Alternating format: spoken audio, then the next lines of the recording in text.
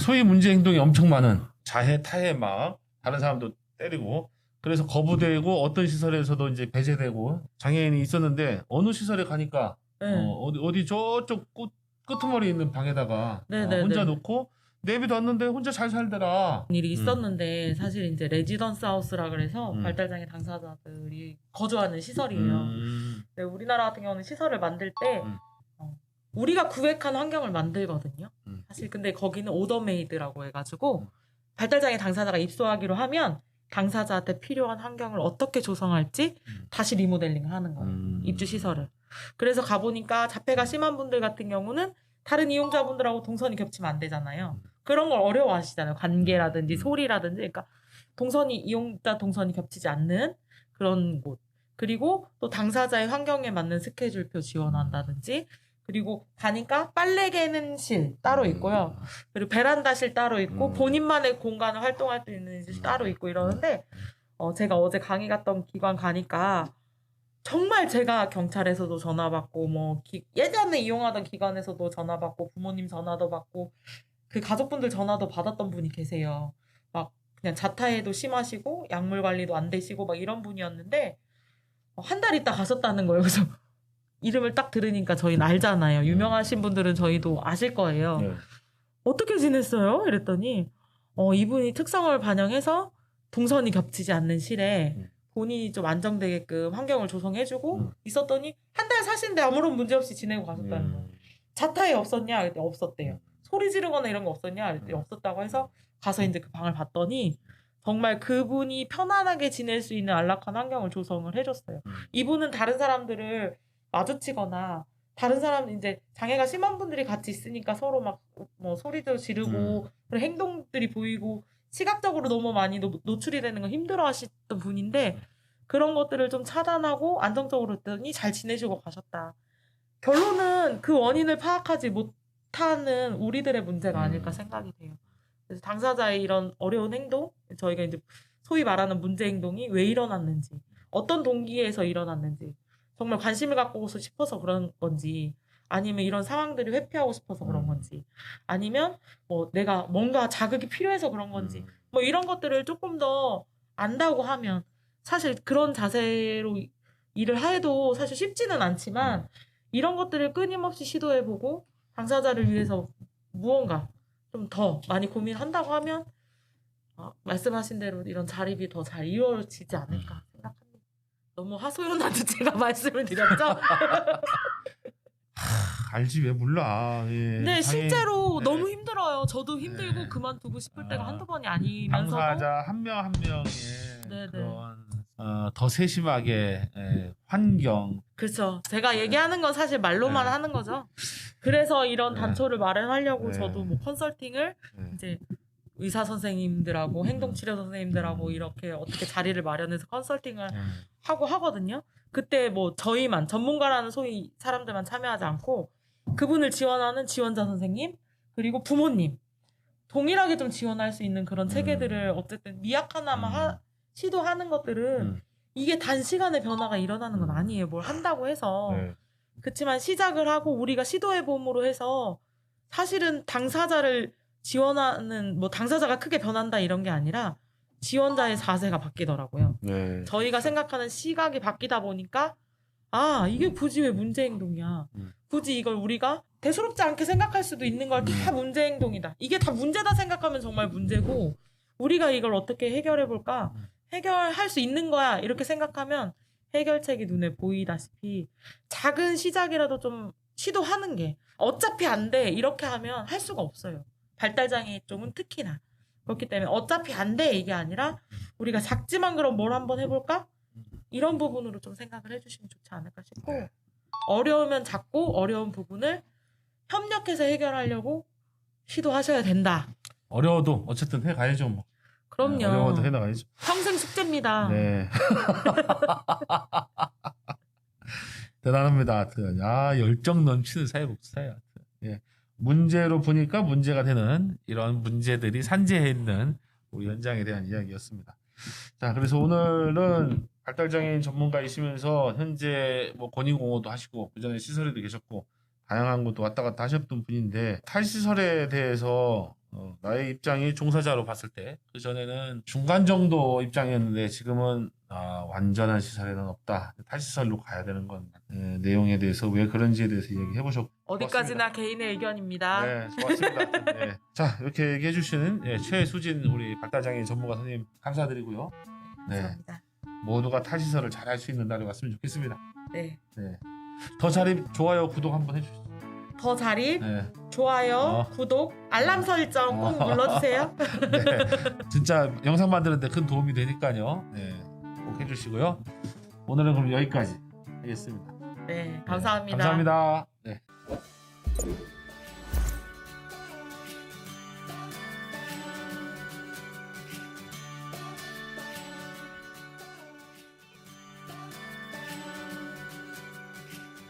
어쨌든 당사자의 삶을 우리가 지켜보고 있잖아요. 누가 이 사람들한테 당사자의 삶을 24시간 지켜보게끔 권리를 주진 않았거든요. 네, 발달장애인의 자립생활을 위한 정보 채널인 더자립. 예. 지난 시간에 나오셨던 최수진 발달장애인 전문가. 네, 안녕하세요. 지난 시간에 발달장애인들의 권익옹호에 관한 얘기. 네네. 오늘은 그 이 채널에서 탈시설에 관한 이야기들, 장애인 생활시설에 있는 분들 원장님도 모시고 얘기했고, 뭐 보호자갑장 원장님도 얘기했고, 그런데 이제 오늘은 발달장애인 전문가 또 모셨으니까 탈시설에 관한 나의 입장 또는 나의 생각, 탈시설 어떻게 생각하세요? 지극히 개인적인 입장을 말씀을 드리자면 저는 그냥 완전한 시설은 없다 이렇게 말씀을 드리고 싶어요. 그게 무슨 의미예요? 제가 사실은 저도 시설은 필요하다 일부. 왜냐 이제 발달장애인 분들도 장애 정도가 다 다르시고 그렇기 때문에 의료적인 부분이라든지 생활 지원이 필요하면 시설에서 계시는 것도 나쁘지 않다 이렇게 생각을 했는데요. 뭐 얼마 전에 상담을 하고 와서 조금 가슴이 미어지는 사례가 있었어요. 그래요? 탈시설에 관해서 처음 들으신 분도 계실 테니까. 근데 뭐 워낙 이쪽에서는 큰 이슈긴 하죠. 탈시설에 관해서 주로 장애인 당사자 그룹.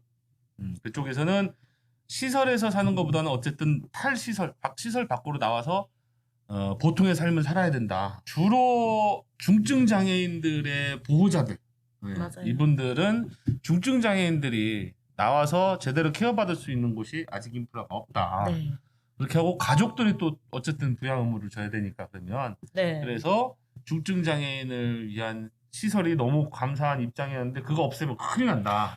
사실 이제, 그게 제일 큰 네. 이슈긴 하거든요. 양쪽이 아주 극하게 대립하고 있는 상황이고.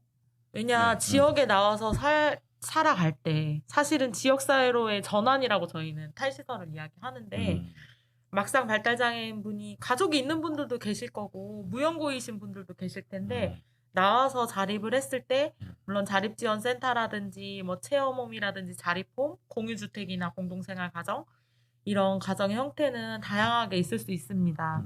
그런데 실제로 이분들을 지원하는 것들이 부재한 이제 시스템 속에서 좀 부재한 것들이 굉장히 많다 보니까 실제로 가족분들이 이제 체중증 발달 장애인 같은 경우는 만약에 시설에서 나온다. 내가 당장 이 자녀가 될 수도 있고 뭐 가족이 될 수도 있지만 이 사람을 데리고 어떻게 살아야 되지? 저도 이제 장애인 가족이었다 보니까 아버님이 몇 년 전에 돌아가셨지만 집에 누구 한 명은 항상 그분을 지원하기 위해서 있어야 하고 주 돌봄자는 너무 희생을 강요하는 상황이 돼버리고 주 돌봄자가 자리를 비웠을 때는 또 다른 가족들이 와서 항상 지원을 해야 되고 발달장애인 분들 같은 경우는 의사소통이라든지 이런 게 어렵다 보니까 체중증 장애이신 분들 같은 경우 뭐 의학적 지원도 필요하지만 신체적으로나 일상적인 지원에서 굉장히 스트레스를 받는 가족분들이 스트레스를 받는 경우들이 많다 보니까 이런 시스템이 가족한테 온전히 몰리는 게 아니라 지역사회에서 이런 시스템이 좀 가동이 돼야 되는 부분들이 있거든요.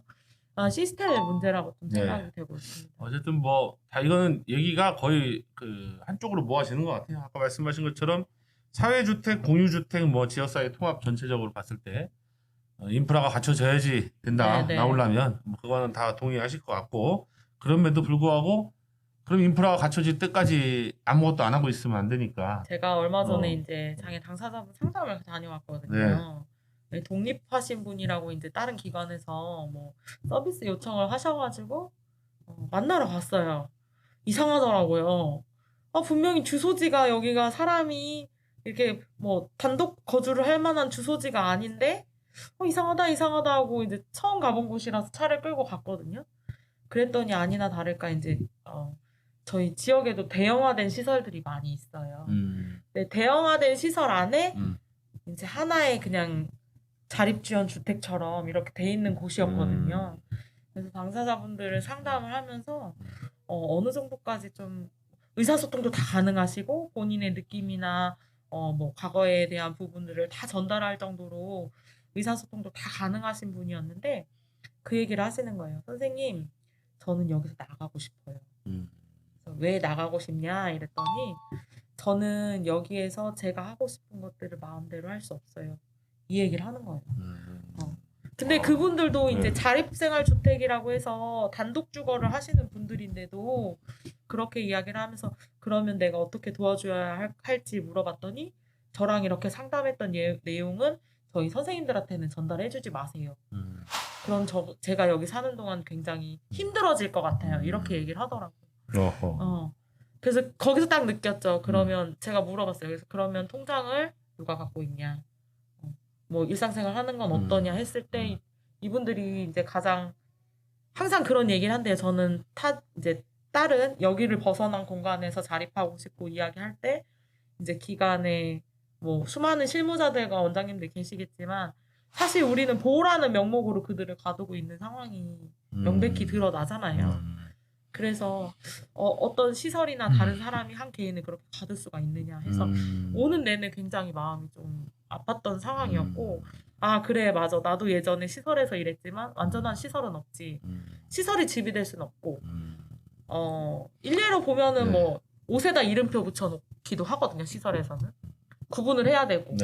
요즘에 같이 빨아야 되니까. 요즘에 너무 좋은 시설이 제가 뭐 10년 전, 10수년 전에 시설에 일할 때도 뭐 개별화 지원 계획, 개별화 교육 계획, 개별화된 식기 사용, 개별화된 뭐 식기도 뭐 다 사용하고 의약품, 하다못해 식사도 뭐 고혈압식, 저혈압식, 저염식, 뭐 비만식이, 뭐 이런 당뇨식이 막 이런 것까지 다 제공이 됐지만 결국에 그거는 예전에는 뭐 그래 우리 시설 이렇게 개인한테 지원해줄 수 있는 부분이 너무 많아.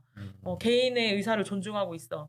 하지만 그 부분은 당사자를 위한 부분보다는 시설이 잘 보이고 시설의 직원들은 좀 힘들긴 하지만 결국에는 시설 평가를 좋게 받기 위한 작업들이 아니었나 그런 이렇게 지금 생각이 돼요. 부분도 있지 않나. 선도 시설로서 보람과 긍지를 느끼면서 그렇게 열심히 하는 시설들도 있고 그것이 나쁜 건 아니니까. 그렇지만 그걸로 인해서 또 평가를 잘 받고 하는 부분도 분명히 있고. 하여튼 여러 가지가 뭐 그건 축적돼 있겠죠. 실제로 입장에서. 그리고 이제 시설도 탈시설 지원을 하는 시범 사업을 하고 있고 대표적으로 보면 이제 향유의 집이라는 것도 있어요.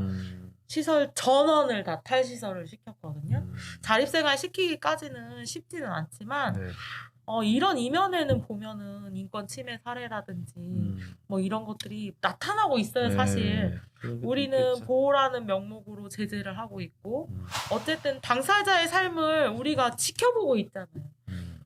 누가 이 사람들한테 당사자의 삶을 24시간 지켜보게끔 권리를 주진 않았거든요. 물론 우리는 저도 종사자로 일했을 때는 이 사람들이 이 안에서 안전하게 생활해야 되니까 우리는 이분들 최대한 보호하는 거야 라는 생각을 많이 가졌는데 또 입장을 바꿔서 생각해보면 내가 그 입장이라면 모든 입장에서는 내가 그 입장이라면 생각해보면 내가 거기 앉아있다면 정말 내가 장애의 당사자가 돼서 거기 있었다면 내가 이 생활을 견딜 수 있을까? 라는 입장으로 생각해 보시면 제일 좋으실 것 같아요. 무거운 주제네요. 그렇죠, 뭐. 그런데 이제 우리가 소위 전수조사라든가 인권조사를 시설에 있는 당사자를 만나러 들어가서 얘기할 때 그렇게 얘기가 되는 경우가 있죠. 우린 선생님 눈치를 많이 봐요. 뭐 하여튼 그렇게. 근데 그게 가끔 거짓말일 때도 또 있잖아요. 왜냐 뭐 벌써 확인은 또 해보셨겠지만 살아온 환경이 다르고 내가 가족들이 없고 무용고이신 분들은 더더욱 내가 의존할 사람들이 없어요. 시설 외에는. 그리고 탈시설 하셨는데도 시설로 돌아가서라고 하시는 분들 여쭤보면 뭐 이게 체계와도 맞물리지만 시설에 있었을 때는 언니 동생 오빠가 다 있었단 말이에요. 그런데 막상 나오고 나니까 나 혼자 여기서 살아남는 느낌. 네. 사람은 누구나 관계를 중요시하거든요. 네. 이 사람과 관계 맺고 살아가는 환경에서 이게 주어져야 되는데 그게 안 되니까 시설로 가려고 하시는 분들 대부분 탈시설 하신 지 얼마 안 된 분들 그런데 지금 뭐 한 3, 4년 되신 분들 그런 얘기하면 내가 왜 거길 가요? 막 이렇게 얘기를 하세요. 너무 좋다고 나 지금. 적응되면. 네. 근데 그런 기반을 사실 마련하기가 힘든데 제가 아는 시설의 종사자 선생님들도 이제 다른 시각을 갖고 계세요. 그래서 탈시설을 이분들 언제나 분명히 해야 되고 지역사회로 자립을 원하시는 분들은 그런 발판을 마련해야 되기 때문에 시설에 계시지만 지역사회 활동도 하시고 지역사회에 충분히 이분들이 자리매김할 수 있게 자꾸 안내드리고 이렇게 다니는 것들을 하고 계셔서 충분히 그런 기반들이 좀 마련되면 탈시설 지역사회로의 전환은 충분히 가능하지 않을까 생각합니다. 완전한 시설은 없는 것 같고 어쨌든 탈시설은 이제 해야 된다라고 생각을 하셨는데 그 지역사회에서 이제 그럼 사람들이 살아야 되는데 지역사회에서 살아가기 위해서 그럼 뭐가 좀 필요하다 더? 일단은 뭐 장애에 대한 인식이 전환이 제일 먼저 필요할 것 같아요. 네. 장애인이라 다 도와줘야 돼? 뭐 이런 인식이 아니라 살아가는데 우리가 필요한 도움이라고 생각을 하시면 되거든요. 뭐 우리 PD님도 그렇고 이제 내가 혼자서 살아갈 수는 없잖아요. 네. 뭐 저희가 관찰 예능 같은 거 많이 보시긴 하겠지만 그런 거 봤을 때 나 혼자 산다. 나 혼자 산다. 그 혼자- 문제가 많다 보네. 혼자 사시는데 보면은 다 다른 분들 불러서 관계하는 부분. 그렇죠. 혼자 안 살아. 이런 부분이에요. 도움을 요청해서 같이 그렇죠. 하는 부분들. 결국에 이 사람 인자처럼 누군가에 기대서 사는 게 인생인데 그런 부분들을 조금 더 필요로 하는 분들한테는 그만큼의 지원이 가야 동등하거든요. 그런데 이제 그런 환경적인 부분 그리고 예산이라는 부분으로 자꾸 한정을 지으면 사실 어렵죠. 그래서 그런 환경들을 많이 만들어내고 저희 또 모범도시 청주 같은 경우는 이제 그런 부분 가족의 이제 돌봄 부담 완화를 위해서 뭐 긴급 돌봄이라든지 365 돌봄이라든지 약간 중간에 지금 뭘 털고 가갖고 제가 모범도시 청주를 털고 가서 약간 집중 됐어요. 제가 네, 이제 모범도시 왜 청주. 그런 얘기를 이게 하냐면 입에 달렸구만요. 저는 이제 충북을 다 관할하고 있고 경기도도 그렇고 네. 뭐 어쨌든 이 지자체에서 시범적으로 발달장애인 지원 팀이 생긴 도시도 이제 도도 경기도에서 그런 수범 사업들을 하고 있으니까 네.